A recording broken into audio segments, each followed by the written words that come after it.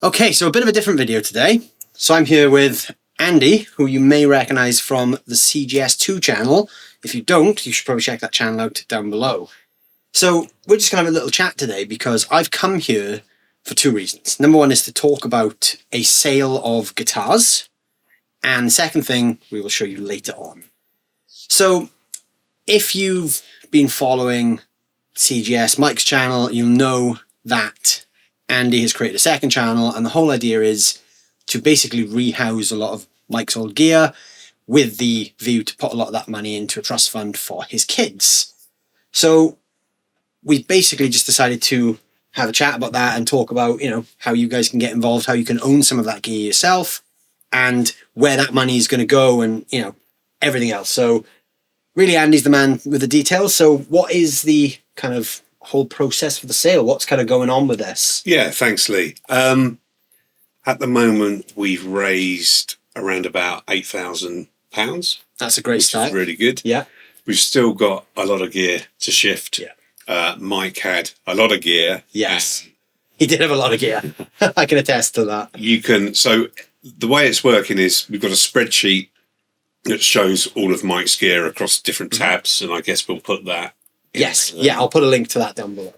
And if you're interested in a piece of the gear, basically you email me and there's a link to my email on the sheet. Mm-hmm. You put in your bid, and if it's accepted somewhere in the region of what we think the thing's worth, then we'll accept the bid and send it off to you. We've currently had guitars go out to the States, to Boston and North Carolina. There's a guitar landed in Germany as well. So we can ship worldwide. That's good. We've got a shipping place. If you've seen my other videos, Bonners, we're literally taking all the stuff up there. So I don't have to be in, UPS goes to Bonners every single day. Of course, yeah. So they're helping us out. We're able to use all their packaging. That's good. So they've been a real help. But Mike was a big fan of that shop as well. So it's nice that the guys at Bonners have kind of got involved. Yeah, absolutely. He did a video down there a couple of years ago. He loved that shop. He loved that shop. So the only thing to note is shipping is on top of the cost. Mm-hmm. We have got some fairly decent shipping costs now. For a guitar to the States, it's $185 US. But we have got everything set up to... It's funny because when I originally talked about the sale, even when Mike was alive, we were saying that we were going to do a sale. And how would it work? But now to have pictures, because I'm getting everyone who's received a bit of gear to send a picture, to have pictures from the States of guys holding, Mike's guitars, knowing that it is all working now. Yeah, it's been brilliant. That's good. So that's where we are. So when it comes to buying the guitars, and this is something we've had a conversation about, what you may find is if you're approaching this as a fan of Mike's channel, you may find that certain guitars may cost slightly more than what you would expect to pay for it at retail. So really, I guess what we're saying here is that there's a sentiment to all these instruments. Yeah. So the whole point of setting up the sale this way, rather than just chucking the instruments on, all the usual sale sites, is really to allow people that watched Mike's channel and followed his content to own a piece of what he did, basically. So sometimes you may find that you may spend a little bit more money, but it's really about the sentiment, I think. Yeah, 100%. It's not about what the guitar is actually worth. The two guitars that went to the States, they're Harley Bentons. Yeah. And I can tell you that one of the guys paid $300 US for it, with shipping on top. Yeah. Now, the guitar is not worth that, but this guy is so happy he's got one of Mike's guitars. And that's what it's all about. It's only a piece of Mike. It's not to do with the value of what it's worth. Yeah, of course. So on the spreadsheet, there's a huge amount of gear actually left. There's quite a few guitars, both, kind of Harley Benton and some higher end ones. And then there's also a bunch of Milton guitars that you've got another plan for, which we'll talk about in a moment. There's also a bunch of amps on there. There's some, loads of pedals, actually. There's a load of pedals on this. So if you're in the market for some of Mike's pedals, there's a ton of those on there. And there's another tab, which is, there's some extra stuff, wasn't there? Yeah. Oh, it was camera gear, wasn't it? And studio gear and that kind of stuff. And in-ear monitors, which have now been sold just So yeah, just make sure you look on the bottom, because a few people have just thought there's guitars, but there's tabs across the bottom. Yeah, I made the same mistake. I looked at it first time and just saw the guitars, and then I realised there was 4 or 5 tabs worth of things. It was a labour of love getting that spreadsheet, because there's photos of the gear as well within the spreadsheet. You just literally click and it'll show a picture of the gear. Yes, there's also a video on the CGS2 channel Andy runs, where there's a photo of each piece of gear with a bit of music playing over the top as well. So if you want to see everything in one kind of slideshow, or near enough everything, that's there as well, which you'll find down below. The spreadsheet's updated pretty regularly, so if something is listed as not sold on the spreadsheet, there's a chance that at that moment it is still available. Yeah, I do keep on top of it. Yeah, so as soon as something's sold, it will be marked. It's sold, yeah. 100%. So how does, for anyone who might be wondering about the bid system, how does that kind of work then? So people will see a piece of gear on there and they'll email you a bid. Yeah. So obviously you've got in mind like a reserve price for certain items, but that price isn't on the spreadsheet. Well, with the guitars, I have kind of now put a guide price, which is what we consider, we'll let the thing go for. Right, okay. At this point. So there is a guide price. And honestly, some people have just gone, I've put a guide price of 150, and someone will go, I want to give you £200. Right. So, we just want to make sure we get in what the guitars are worth for some of the ones that are like, there's a Fender 50th anniversary Telecaster. Yeah. Strat. I saw that one. And I was tempted by it myself.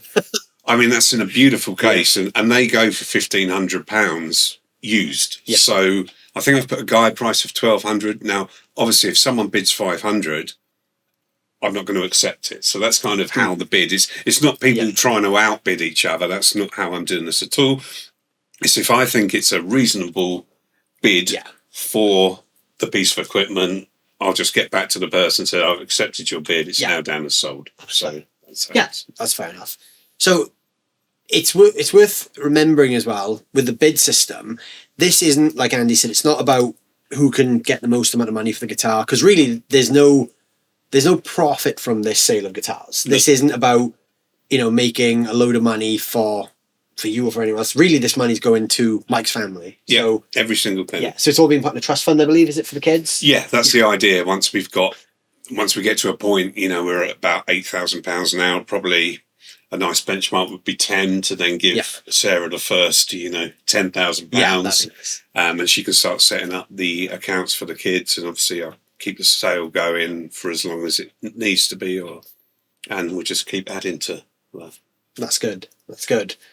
So what about these Milton guitars then? Because I know you've got a slightly different plan for these. This plan isn't concrete yet, but if you are interested in one of the Milton own brands, this is probably where it's going to be. Well, the Milton guitars are a prime example of what we've talked about, sentimental value, because there's literally, Ben's got one, he's got the blue one, that was the guitar he chose. We've got the original Milton, that's staying with the family. And then there's about 5 or 6 other Milton guitars. I've had one bid, but people aren't bidding on these. Now, I think it's because, they're not worth that much, and I think people understand that. But the fact that there's only 6 guitars with the Milton brand on, these are quite special. And I think some people aren't putting in a bid because they think they might insult. Because they don't know what they're worth. Yeah, they don't know what they're worth. So I think I've put guide prices of £500 on each one. They're great guitars as well. I played a bunch of them, and they are really solid. It's a shame, really, that he didn't manage to get that over the line and turn it into a bigger thing. Well, no, there's a reason. Because I never actually asked him about the reason. So once he'd kind of stopped doing the fakes, reviewing the fakes, it was all about his whole thing was to find guitars that could be bought at a reasonable price that were good quality. He was always a big champion at that. So that's why he started the Milton guitars, and then he was introduced to Harley Benton by someone. Yeah. And he literally, as soon as he got the first few Harley Bentons, he was like, well, that brand already exists.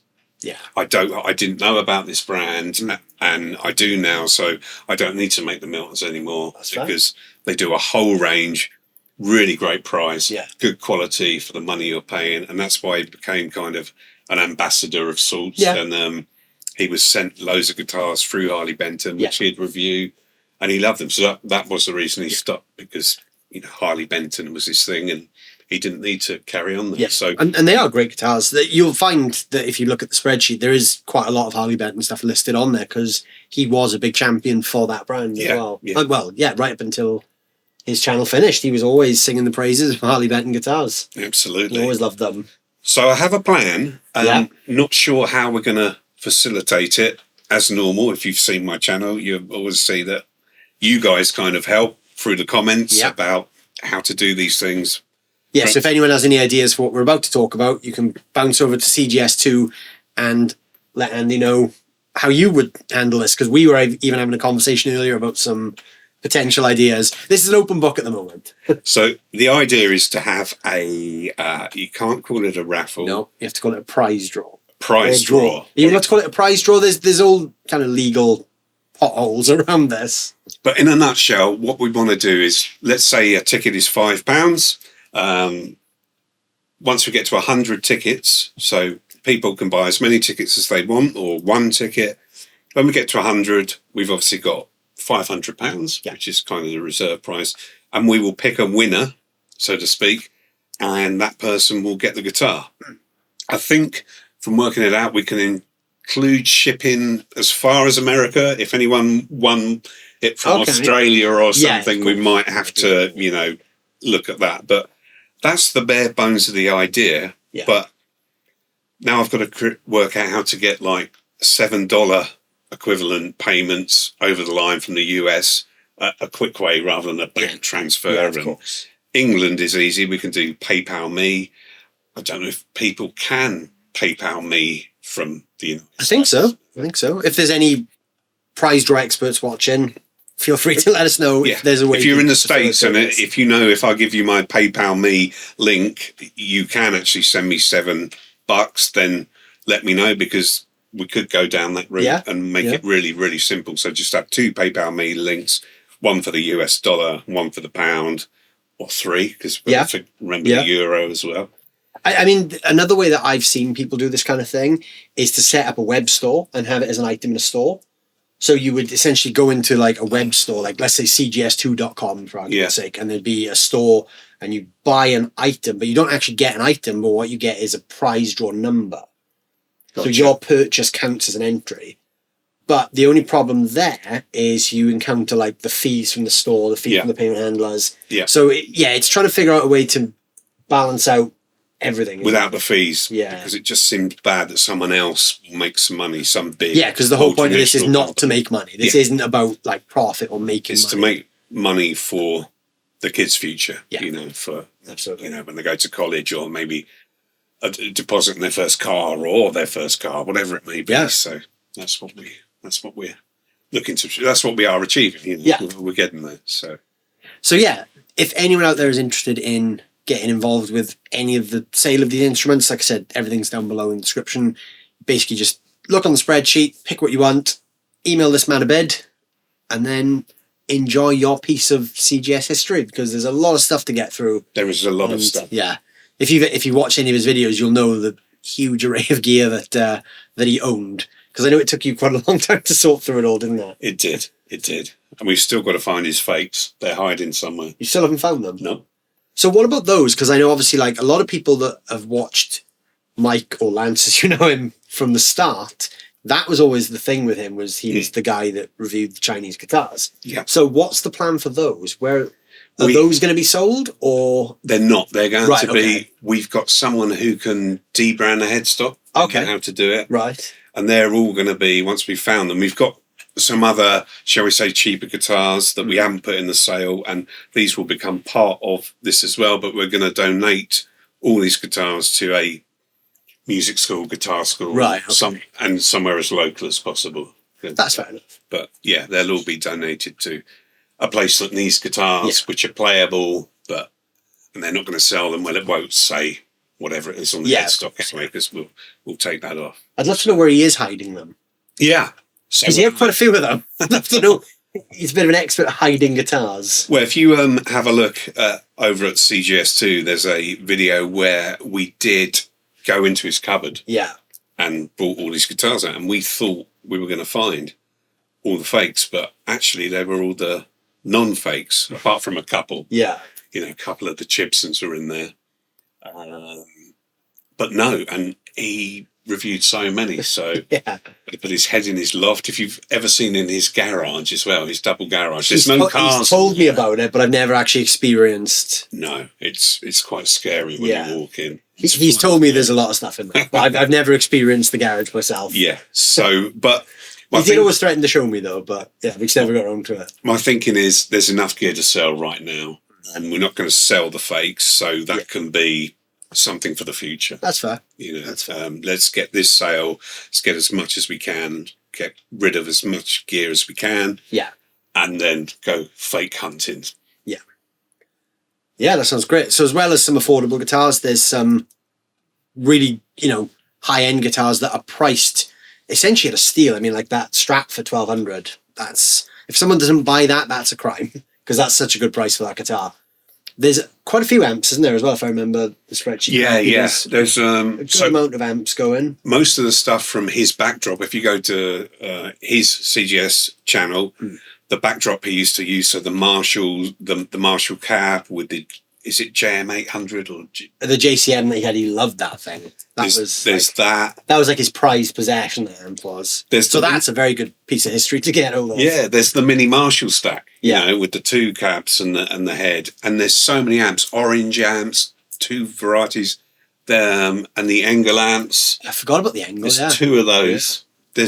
There's loads and loads. If I had some spare cash, I'd be buying that Engel, because I wanted that one as well. That's a great steal. And I've just thought of something, because I know your channel, you get a lot of viewers. So if anyone's watching this who owns a guitar store or works at a guitar store, who thinks that the store could actually take advantage, I'd be willing to sell some of the stuff to a store where we get an okay price, and then they can sell it on for more than they bought it. Yeah. So I'd be up for that. So if there's any viewers on this who know someone or work in a music store or even own a music store, one of the more local ones, then reach out.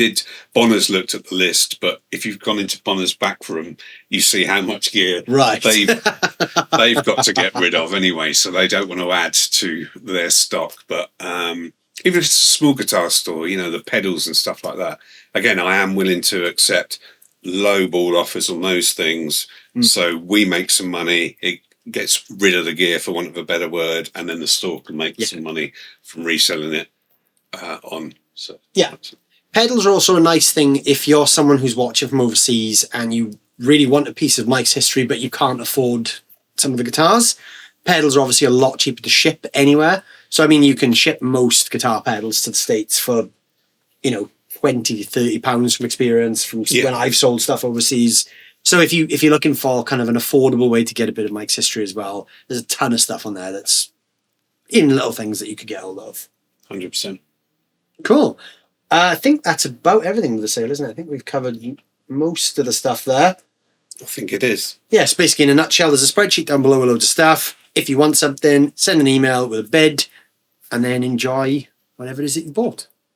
And I appreciate you coming down and doing this, because I could have sent what he's going to reveal to you, but you've come down specially, and he had a hell of a journey down here this morning. Yeah. So, thanks to the British Motorways, it took me 5 and a bit hours to do a 3-hour drive. So, if you're ever driving anywhere in the UK, don't, because it's not fun. Thanks again, buddy. We're going to prep the next part of the video now then. Okay, so now there's obviously a big guitar case in the middle. So this is the other thing we wanted to do today, is that as part of the sale, I've actually bought something that belonged to Mike as well. So this one, when you first announced that you were selling his gear, I think within like an hour of you posting that initial thing, I was messaging him saying, that item, I need that. That has to become mine for a few different reasons. So I think the best thing is to sort the case, isn't it? And show people what I bought. So, have I got this the right way up? No. Spin it over. Ah, there we go. That's the one. Right. So let's turn it that way so I can show the good people first. So assuming this is the right way up, you should see the top of a guitar. Is that the right way up? Yes, the right way up. There we go. So. And this was the case that Mike always used for this guitar, and this is exactly how he left it. So you'll see. There's something about an old guitar that as soon as you open the case, you can smell it as well. So if you could be kind to take that out for me, please. I'll just pop this to one side. I've got another one of these old cases from another guitar of the era as well. There you go. Wow. Okay. So you can see he played this a lot. So what I've bought is Mike's old Charvel DR3, I think is the model number, or 3DR. I can't remember the exact model number. But this guitar is from 1988 or 89. Now, obviously anyone who watches my videos already knows that I'm a bit of an 80s guitar nut at the best of times. And I was saying to Andy earlier that one of the things that I always said to myself I was going to buy one day was a Charvel guitar from my birth year, which is 1988. And then this came up, and I had no idea that Mike even owned this guitar until I saw your post. And as it transpired, he's owned this since like 1991, did he say? 92? Yeah. It was 2 or 3 years old when he bought it off his friend Andy, which I thought was you originally. Yeah. It's another Andy. Different Andy. And then I saw this going up for sale, and I thought that I just need that guitar, because I was, from the minute you said you were going to sell all his stuff off, I was thinking, right, what am I going to buy? Because I need something of Mike's as well. And this could not have been any more perfect for what I wanted. Oh, I'm really glad, buddy. And a couple of things. So that is how he left the guitar. Oh, so that's his pick as well. That's his pick. Oh, I've just ruined that. So sorry, Mike. There we go. That was so, I don't want it anymore. So that's how he left it. You'll also notice the strap. He's still. So oh yeah, he's you'll still see got the the clip strap. locks. Let me grab it. It's just. It's almost in tune. So look at this. Wow. Beautiful. The dragons. Dragon. So literally, this is. Look, it's got those. I haven't seen one of these clip lock straps for so long. So, oh look, it is a Damasio one as well. Wow. So there you go. That's amazing. I just left it as is. So how he last played it before he put it into this case. Because I never even knew he owned this guitar. Like this, he never mentioned it, never talked about it. But this could not have been more of a perfect guitar for me to buy of his. I'm glad That's you're crazy. happy. It's in really good condition. It is, yeah. I mean, considering it's... And look, you've got to show that to camera. I think if the autofocus doesn't work, I will put a photo of this up, but it's actually got a sticker on the back. With his address. Yeah, I don't think it's autofocusing because our faces are in shot, but it's got, well, his old address. He doesn't actually live in this area anymore. Yeah. Well, that house is just at the top of the road. And his old phone number. Yeah. So, you know, if he lost his guitar somewhere, of course someone's going to give it back to him. Yeah, I mean, why not? Not just take the sticker off and go, oh, nice guitar. Yeah, there's always that, isn't there, to contend with. It is in great condition. I mean, considering it's, yeah, you know, I mean, the front, 30... the back shows that it's been played a lot. Oh, yeah. I think it's a good thing. Yeah, we've got a bit of wear and tear with that. From belts and things. But considering it's a glossy black guitar that's nearly 35 years old, there's hardly any wear and tear on the front. Yeah. Like, there's the odd little bump here and there, but I mean, you kind of expect that of a guitar of this age. And I believe this is a Japanese Charvel as well. And I always wanted a Charvel from the 80s. There you go. To own one that was his as well, that's... Win-win. Yeah, I can't... Yeah. Was it worth the trip down there? Absolutely. I mean, I can't wait to get this home now and, you know, put it through its paces. He'll do a video of him playing it. Well, you'll probably see this thing a lot now that I've got it, and I probably won't stop talking about it for a while because, yeah, I've kind of ticked a few of my own boxes with this one as well. So, yeah, thank you for allowing me to be the new custodian of this instrument as well. You are more than welcome. That's amazing. Well, thank you very much for taking the time, and thank you for coming down and for doing this to help the CGS2 channel out, which will obviously help with getting the word out there about the spreadsheet, which is the main thing. Absolutely. And you can go home with a 1988 Charvel. Yeah. Brilliant. Well, yeah, as I said, guys, if you want to get involved with the sale, all the links are down below. Like I said, everything goes straight back to Mike's family to give them support moving forward. And obviously, if you've got any questions, this is the man to hit up. All the contact details will be down there as well. So if you need anything, you can just reach out, put a bid in. You might find some really good bargains on there. So definitely. Yeah. Thank you very much. Get involved and go and check out the CGS2 channel for more updates on this as well. Go and give them a subscribe because that channel is growing and there's a big community over there now of people who followed what Mike did for so long. So it's great to see that legacy continuing as well. Yeah. People just want to be updated and know what's going on. Yeah. And it's, And that's the place to go and get the updates. So yeah, thank you guys. Go and check it out. Go and check out some of those links and buy some guitars. I'll see you guys very soon. Thanks for watching. As Mike would say, you guys take good care. That's exactly what he would say.